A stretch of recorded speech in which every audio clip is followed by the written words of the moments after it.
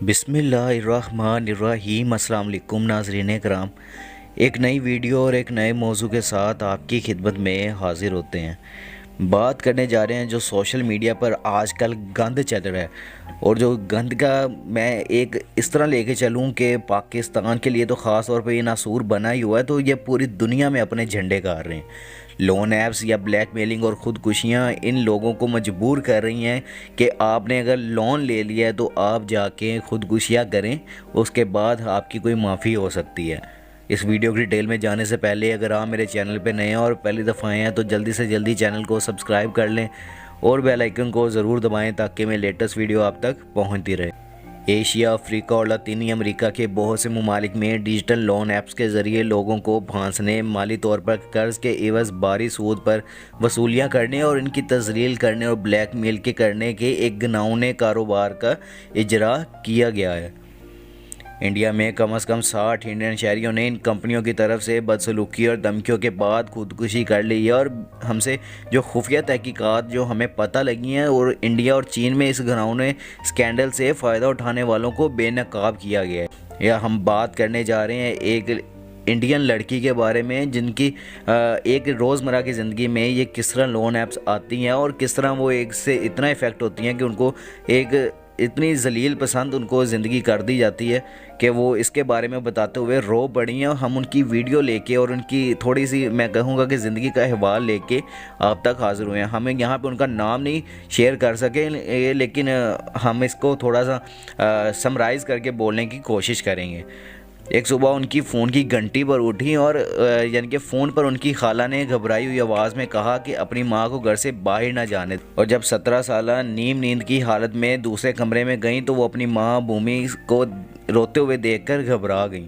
तो उनकी खुशी मजाज और निडर माँ, जो मुंबई में एक मोजिज़ प्रॉपर्टी वकील हैं और जिन्होंने बेवा होने के बाद अकेले ही अपनी बेटे की परवरिश की थी, इस वक्त इंतहाई सदमे की हालत में थी।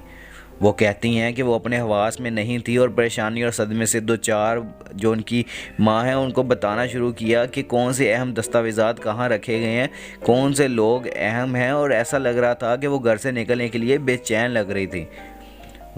वो जानती थी कि इन्हें अपनी माँ को रोकना है। इनकी खाला ने उनसे कहा था कि माँ को अपनी नज़रों से दूर ना होने देना, वरना वो अपनी जान ले लेंगी। और वो जानती थी कि इनकी माँ को कुछ अजीबोगरीब काले आ रही थी और इन्हें किसी के पैसे अदा करने हैं, लेकिन वो ये नहीं जानती थी कि वो भी पिछले कई महीनों से हरासा किए जाने और नफसियाती अजियत का सामना करती रही हैं।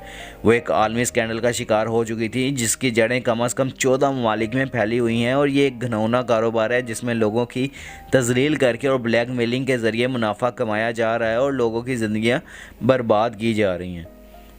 इनका कारोबारी मॉडल ज़ालिमाना लेकिन बहुत ज़्यादा है, और ऑनलाइन बहुत सी ऐसी ऐप्स हैं जो बगैर किसी तस्दीक के चंद मिनटों में कर्ज देने का दावा करती हैं। तमाम ऐप्स ब्लैक मेलिंग नहीं करती, लेकिन कुछ ऐसी भी हैं जो डाउनलोड होने पर आपके फ़ोन में मौजूद तमाम कॉन्टैक्ट्स, तस्वीर और यहाँ तक के शनाख्ती कार्ड तक की मालूमात हासिल कर लेती हैं। ये ऐसे ऐप इन मालूमात को बादअज़ा आपसे भत्ता या वसूली के लिए इस्तेमाल करती हैं। जब इन ऐप से कर्ज़ हासिल करने वाले सार्फिन वक्त पर कर्ज़ अदा नहीं कर पाते, और बाज़ औक़ात जब भी वो कर्ज़ की अदायगी कर भी दें, और ऐप्स ये तमाम मालूमात इन कंपनियों के कॉल सेंटर्स को देती हैं, और जहां पर लोगों को नौजवानों एजेंट्स की खिदमात हासिल की जाती हैं, और लैपटॉप और फ़ोन से लैस इन एजेंटों को तरबियत दी जाती है कि वो लोगों को हिरासा करके और इनकी तौहीन या तज़लील करके वाजिबात वसूल करें। सन 2021 के अवाखिर में इसने अपनी माली ज़रूरियात की मुख्तलिफ लोन ऐप से तकरीबन 47,000 रुपये उधार लिए थे, जबकि इस वक्त के दौरान इन्हें अपने काम के मुआवजे की मुद में कुछ रकम आना मुतवक्का थी। इन ऐप्स के ज़रिए कर्ज़ की रकम फौरी तौर पर मिल गई, लेकिन इसका एक बड़ा हिस्सा कर्ज़ ऐप्स के चार्जेस में कट लिया गया था। इन्हें यह रकम 7 दिन में वापस अदा करना थी, लेकिन जो रकम इन्हें मुआवजे के तौर पर मिलने की तवक्का थी वो नहीं आई थी। ऐसे में उन्होंने एक और ऐप से कर्ज़ लिया और फिर दूसरी ऐप से आहिस्ता आहिस्ता कर्ज़ और इसका सूद बढ़ता गया और कुल रकम 20 लाख रुपए हो गई। इसके कुछ ही अरसे बाद इन्हें रिकवरी एजेंट्स के फ़ोन आने लगे। जल्दी इन एजेंटों ने इनकी तजलील करना और इन्हें गालियाँ देना शुरू कर दी, यहाँ तक कि जब उन्होंने बकाया रकम अदा कर भी दी तो उन्होंने कहा कि वो झूठ बोल रही हैं। वो दिन में 200 बार इन्हें कॉल करते थे। उन्होंने इससे कहा कि हम जानते हैं कि आप कहाँ रहती हैं। उन्होंने वार्निंग के तौर पर इन्हें एक लाश की तस्वीर भी भेजी। रफ्ता रफ्ता जब इन एजेंटों की जानिब से धमकियां और ज़्यादती बढ़ती गई तो उन्होंने धमकी दी कि इनके फ़ोन्स कॉन्टैक्ट लिस्ट जो मौजूद तमाम जो 486 लोगों को पैगाम भेजेंगे कि वो चोर और जिस्म फरोश हैं। जब उन्होंने इनकी बेटी की किरदार कशी या साख ख़राब करने की धमकी दी तो उनकी रातों की नींद उड़ गई। ये कर्ज़ चुकाने के लिए दोस्तों, ख़ानदान वालों और दीगर ऐप से कर्ज़ लेने पर मजबूर हो गई और उन्होंने कुल 69 ऐप से कर्ज़ हासिल किया। रात को वो दुआ करती थी कि अगली सुबह कभी ना आए, लेकिन हर सुबह 7 बजे ही उनके फ़ोन्स पर कॉल्स और मैसेजेस आने लग जाते थे। आखिरकार उन्होंने कर्ज़ की कुल रकम अदा कर दी, लेकिन एक मखसूस ऐप जो आसान लोन है उन्होंने इन्हें फ़ोन करना बंद नहीं किया। इस सब से वो बहुत परेशान और अपने काम पर तवज्जो नहीं दे पा रही थी और इन्हें पैनिक अटैक्स आने लगे। एक दिन इनकी एक दफ्तरी साथी ने इन्हें अपनी मेज़ पर बुलाया और फ़ोन पर कुछ दिखाया। ये इनकी अरियां और फाहिश तस्वीर थी। ये तस्वीर बहुत ज़्यादा फ़ोटोशॉप की गई थी। उनके चेहरे को किसी और के जिस्म पर लगाया गया था, लेकिन इस वाक़े से वो शर्मिंदा हो गई। ये तस्वीर आसान लोन ऐप के ज़रिए इनकी कॉन्टैक्ट लिस्ट में मौजूद हर किसी को भेजी गई थी और इस वाक़े के बाद उन्होंने ज़हन में खुदकुशी का ख्याल आना शुरू कर दिया। दुनिया भर से इस किस्म की धोखाधड़ी और ब्लैकमेलिंग के सबूत मिले, लेकिन जो हमें इल्म हुआ है कि सिर्फ इंडिया में ही कम अज़ कम 60 अफराद ने इन ऑनलैप्स कंपनियों की जानिब से हरासगी किए जाने के बाद खुदकुशी की है। खुदकुशियों में 50% से ज़्यादा तेलंगाना और आंध्र प्रदेश में हुई हैं। खुदकुशी करने वालों में ज़्यादातर की उम्रें 20 से 40 साल के दरमियान थी। इनमें से एक फायर फाइटर, एक अवार्ड याफ्ता मौसीकार, एक नौजवान शादीशुदा जोड़ा जिन्होंने अपनी 3 और 5 साल बेटियों को पीछे छोड़ा, एक दादा और एक पोता शामिल है जो इन लोन ऐप्स का शिकार हुए। खुदकुशी करने वालों में से 4 9 उम्र थे। इस किस्म के फ्रॉड का शिकार होने वाले ज़्यादातर लोग इसके बारे में बात करने में शर्म महसूस करते हैं, जबकि इन्हें हरासा करने वाले अमूमन गुमनाम होते हैं और सामने नहीं आते। आखिरकार हम एक नौजवान से रब्ता करने में कामयाब हो गए जिसने मुख्तलिफ लोन ऐप्स के कॉल सेंटर्स में कलेक्शन एजेंट के तौर पर काम किया था और उन्होंने हमें बताया कि वो लोगों के साथ इन कंपनियों की जानिब से होने वाली बदसलूकी और हरासा के ये जाने की वजह से बहुत हद तक सो नहीं सका। उन्होंने धोखाधड़ी और ब्लैकमेलिंग के इस खेल को बेनकाब करने के लिए हमसे मदद करने की रजामंदी भी जाहिर की। उन्होंने 2 मुख्तलिफ कॉल सेंटर्स जो हैं उनके ऊपर मुलाजमतों के लिए दरख्वास्त दी और उन्होंने कई हफ्तों तक खुफिया तौर पर इन कंपनियों के कॉल सेंटर्स के तरीक़ाकार और हालात को फिल्माया भी है।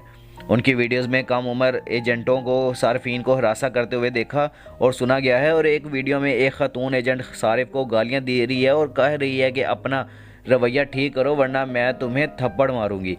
इसने एक सारी पर अपने खूनी रिश्ते के साथ जिस्मानी ताल्लुक बनाने का इल्ज़ाम भी आयद किया और जब सारिफ ने फ़ोन काट दिया तो इस एजेंट को हंसते हुए देखा जा सकता है।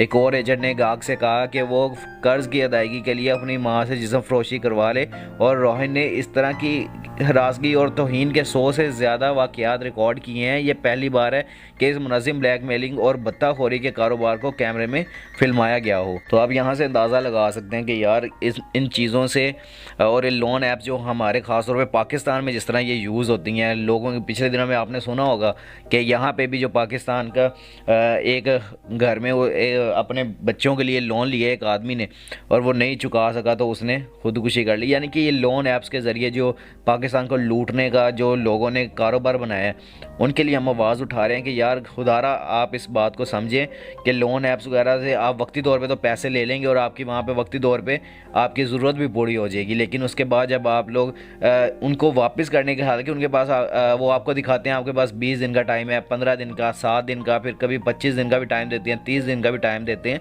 वो जितनी आपकी अमाउंट होती है आपको उस हिसाब से टाइम देते जाते हैं। तो अगर आपको नहीं वो चुका सकते तो आपको फिर वो हिरासा करने की कोशिश करते हैं, आपको हरास करते हैं, आपको फिर यहाँ तक लेके जाते हैं कि आपको ख़ुदकुशी करनी पड़ती है। तो आपको जैसे मैंने शुरू में भी बताया कि आपके लिए ये बड़ा मुश्किल हो गया था कि किस तरह ये आपने बड़ा मुश्किल कर दिया था अपनी ज़िंदगी को और किस तरह इन्होंने अपनी ज़िंदगी को आखिर इनको फिर इस चीज़ की ज़रूरत पड़ गई, इनको खुदकुशी करनी पड़ी। तो ये आपको यहाँ से हमने वीडियो बनाने का मकसद यही था कि आपको यहाँ से पता चले कि आपकी ज़िंदगी के मामला जिस तरह भी हैं आप उसको वैसे ही कवर करने की कोशिश करें, और जो ये लोन ऐप्स हैं इनसे छुटकारा हासिल करें। तो अगर आपको मेरी ये वीडियो पसंद आई है तो जल्दी से जल्दी लाइक, शेयर और कमेंट्स कर दिया करें, और जिस भाई ने अभी तक चैनल को सब्सक्राइब नहीं किया वो जल्दी से जल्दी चैनल को सब्सक्राइब कर लें और बेल आइकन को ज़रूर दबाएं ताकि मेरी लेटेस्ट वीडियो आप तक पहुँचती रहे। इंशाल्लाह मिलते हैं नेक्स्ट वीडियो में। अपना और अपने आसपास के लोगों का ख्याल रखिएगा और दुआ में हमें भी याद रखिएगा। अल्लाह हाफिज़।